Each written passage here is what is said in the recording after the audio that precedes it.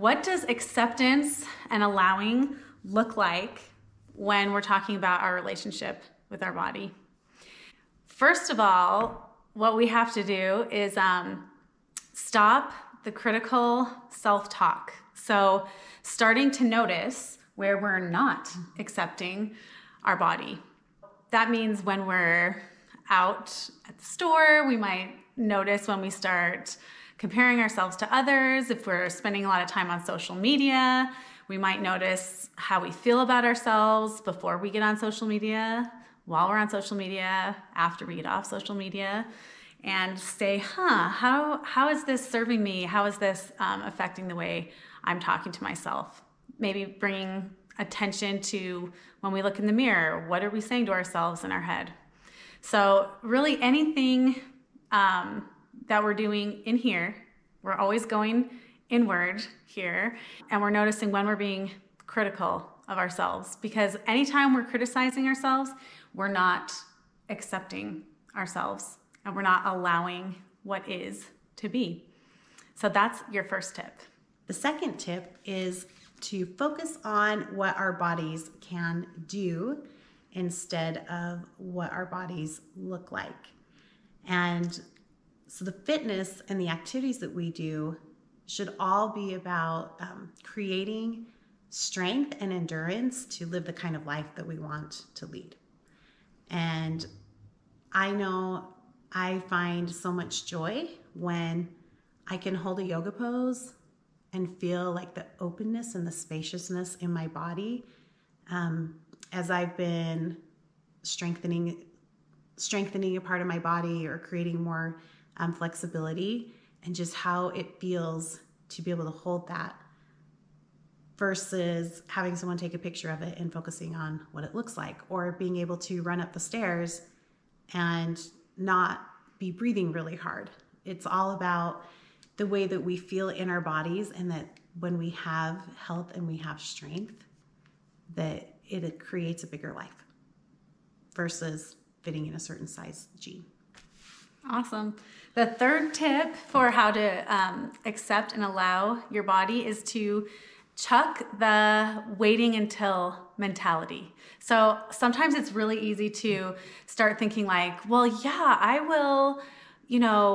will start accepting my body once I've lost 10 pounds, or when I fit in those jeans again, that's when I will start to really love myself. But until then, I'm going to torture myself until I can fit into those jeans. And it's always like, until this, and really what we're looking for there is a sense of control. Like, until I feel like I'm in control, I am not going to let go of this clinging sense of control. So it actually doesn't work that way, right? No, and I mean, I remember, full disclosure here, but when we decided to start Lifehouse Body and Soul in January instead of like 9 months later, for like 20 seconds, I was like, I should lose weight before we start it. So wait, we can't start in January because this was happening, 4 weeks, in 4 weeks. And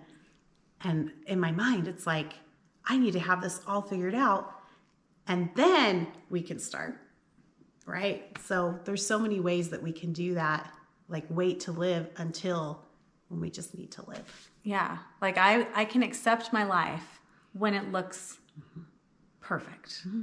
And then I'll accept my life. That's not accepting. I think even for me, it was like, will people feel that I'm credible if I don't look a certain way? If I'm starting Lifehouse Body and Soul, like it needs to look a certain way. Yeah. Because that's what our egos do. Yeah. The fourth way is to just notice the ways that we reject ourselves, that we compare ourselves, and we criticize or try and control, and become really aware of our mental patterns and develop without judgment, just a mentality of, that is interesting that when this person walked in the room, I felt inferior. That's interesting. I'm going to pay attention to that and see what story or maybe narrative is creating that feeling in me. Like, why am I feeling inferior? Or if we put on a piece of clothing that doesn't fit properly and we start to feel anxious and stressed, it's like, like, why do I have this like belief that I have to be this size of a jean, that that's the only thing that is acceptable? Or can I create space that it's fine if it's this size of jean and just find clothes that work for me, that it doesn't have to be this one way. Like, kind of let control go and allow myself to be where I'm at in any given moment. Awesome. Our last tip for you today is, this is a nugget of Eastern wisdom, okay, from Eastern philosophy, and it is, what you resist persists. So just kind of consider that for a second. What you resist persists, and see if there are places in your life where you can see that playing out, that the tighter you hold, the tighter you cling and grasp, the more resistance you find, the more you're hitting against a wall. So energetically, until we let go of this idea, this pursuit, this grasping and clinging at this perfect body or the perfect way to eat, the more resistance we're going to meet. The first step truly is to let go, And it creates this magical space for alignment, abundance, a higher power, a higher way of being to move into your life. But the only thing getting in the way of that is ourselves, our ego, what we think we want, the illusion of control that we can somehow get there, and that salvation as far as love, peace, belonging, joy, fulfillment is to be found at the end of that rainbow. That's the thing to let go of. The most powerful thing you can do to bring a healthier relationship to your body is to practice loving and accepting it exactly as it is. Stay tuned and watch our next video for more information on how you can heal and thrive in mind, body, and spirit.